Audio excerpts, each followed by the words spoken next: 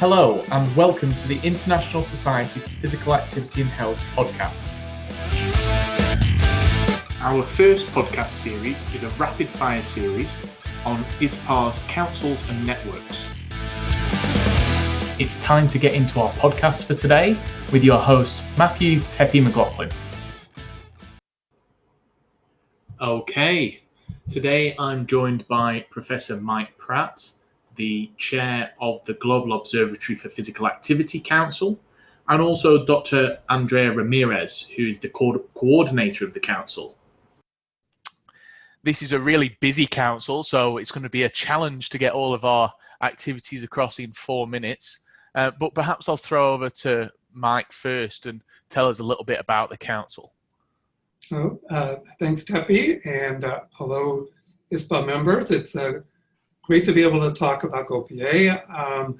We have been an observatory focused on global surveillance, research, and policy on physical activity since 2012, and an ISPA council since 2015. We've got a dozen member steering committee of researchers from around the world, and one of whom is Dr. Andrea Ramirez, who has really been the engine of GoPA. One other is Pedro Alal, who was really the founder of this. So it's a very active council. And as I said, its mission is to keep track of policy, surveillance, and research on physical activity with the idea of promoting physical activity and making it a big part of public health around the world. So what are some of the core activities you've been doing? I'm sure many people have probably seen them, but if people haven't, what do you guys get involved in? Yes. Hi, Debbie. Thanks, Mike.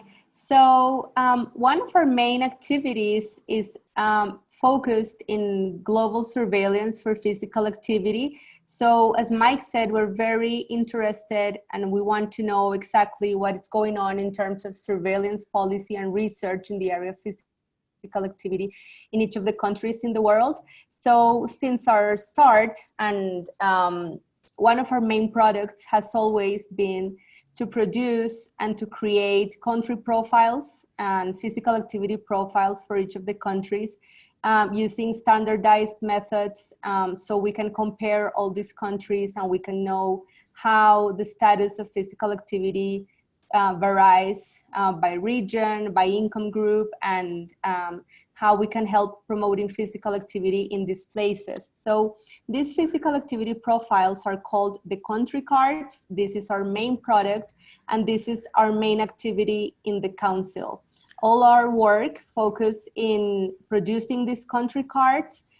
We produced the first set of cards in 2015, and now we're about to launch the second set of country cards. We want to produce regular profiles, so we can see how each of the countries evolve, and who is making progress and where are the data gaps. So these country profiles, the country cards, when they are ready, they are put together in a physical activity almanac, which is also free to download in our website. And also we have the printed books. So we can use this document to make the case of the importance of global physical activity. Great. I mean, that's plenty going on, and good to hear that the cards are currently being updated as well. So with those updates to the cards, what do we expect on a timeline for those? Well, we would like to see the next set of country cards launched by the end of this year. Our team is really busy finalizing these. At the moment, we have data from more than 120 countries, and this is fed back to the country contacts, who are really the guts of the GoPA network. And we have 100 plus active country contacts, but that's obviously only about half of the countries in the world covered. And one of the things we would love is if we could get more ISPA members involved and potentially increase the number of country contacts we have. About half of the country contacts are ISPA members. Right now we count 64 ISPA members among the country contacts. And we think this is a great opportunity.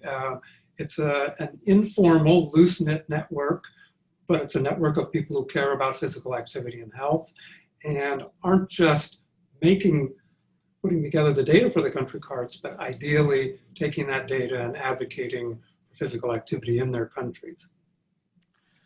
Great. So plenty going on. It's like I say, it's really good to hear that the country cards are being updated and that on a continuous basis, there's always looking for country contacts. So you can visit the Global Observatory for Physical Activity website to find out more about that. And also for ISPA members, helping advocate and disseminate the country cards that come out at the end of this year. Sounds like a really useful activity that ISPA members can get involved in. So thank you to both Mike and Andrea, and we look forward to joining you in this series of podcasts. Thank you. Thank you, Debbie. Thanks, Debbie. Well, that brings us to the end of today's podcast. But if you haven't done so already, I'll encourage you to subscribe to your favourite podcast channel. The International Society for Physical Activity and Health podcast is available on all of the leading podcast channels, including Apple, Spotify, Google. If you've got an idea for a podcast, you can send that through to info@ispa.org.